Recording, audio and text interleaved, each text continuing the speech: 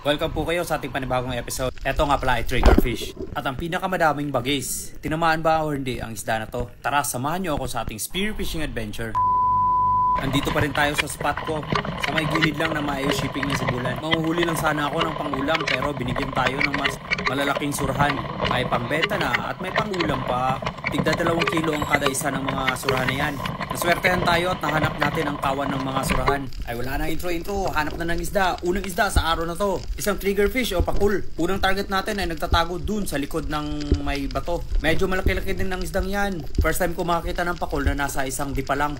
Ayun, lumabas na ang ulo. Duda ko hangover to kagabi. Ang dami kayang nainom nito. May mga lasing-lasing na moves, oh. Di pwede sa akin yan. Sa pool kang triggerfish ka. Kita nyo yun? Straight na straight yung pagkatama ng isda. Si Kasiro Bus Adan nga pala gumagawa ng spear gun ko. Grabe, ang ganda ng visibility natin ngayon.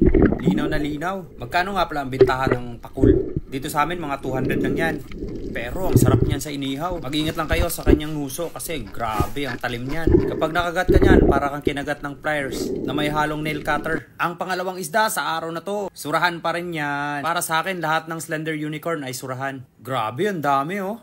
Sa dami niyan, isa lang talagang mahuli natin dyan. Kaya nga tinatawag na sustainable fishing ang spearfishing. Tinamaan ba yun? Magsha-shoutout na ba tayo? Tinatamad ako mag-shoutout ngayon. Baka sa susunod na video na lang. Puro kayo pa shoutout. Wala naman kayong share. Share naman dyan. Shoutout nga pala kay Roel Tebes, Wing Wing. Louis De Jesus from Sibulan. Larry Chang from Davao. Ariel Alcantara Toyoto from Catanduanes. Tong amigo, Jake Anthony Puntual. Roel Kutab. Joseph De Castro from Calapan, Oriental Mindoro. Makmak Mandaragat from Fort Magsaysay. Moy Gomez from Luok, Sibulan. Lon Manuel from Taguig. Rino Menjola from Tanay, Rizal. Real B Bacual from Taguig City. Herbert Texon Lucignada from Laguna, Kabuya. Grabe, hiningal tayo sa pa-shoutout na yun ah. Ang pangatlong isda sa araw na to, isang bulgan or bukaw. Parang bato lang oh, hindi makikita. Medyo maliit-liit lang yan. Ayun, sa pool. Ang ganda ng kulay ng isda na to. Sa ilalim parang walang kulay lang. Pero pagdating sa taas, ay pulang-pula. Masarap ang isdang to pagdating sa tinola. Lalagyan na ng kamatis, sibuyas, tsaka dahunan.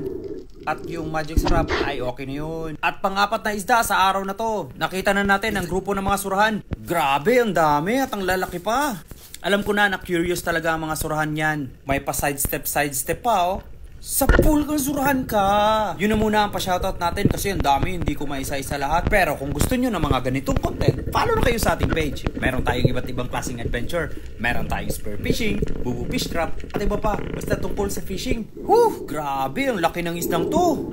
Tumitimbang to ng 2 kilo. Kadalasan nahuli ko ng surahan mga 1 kilo lang. Hindi aabot ng 2 pero eto, umabot ka agad oh.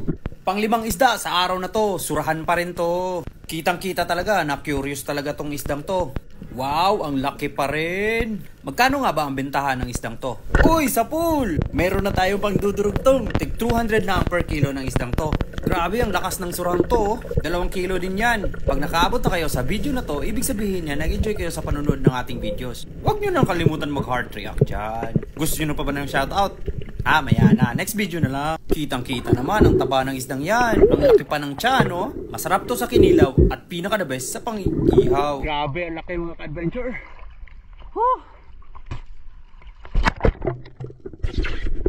Ang huling isda sa araw na to, surahan pa rin to. Ginagamitan na natin ng teknik yan. Yung ugog na fish call at saka yung dusting natin. Lumapit na nga.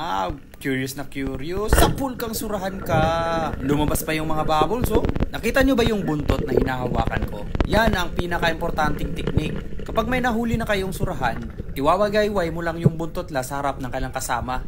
Tas lalapit na yun. Yan ang mga ninja moves na ginagawa ko. Bakit nga ba tinutusok ko ang ulo nito? Para naman hindi na siya magdusa, mamatay na siya. At saka ma-preserve yung meat niya. Saka bubutasan dito sa may hasang para lalabas yung mga dugo. Sabi nila ma-preserve lang yung meat ng isda.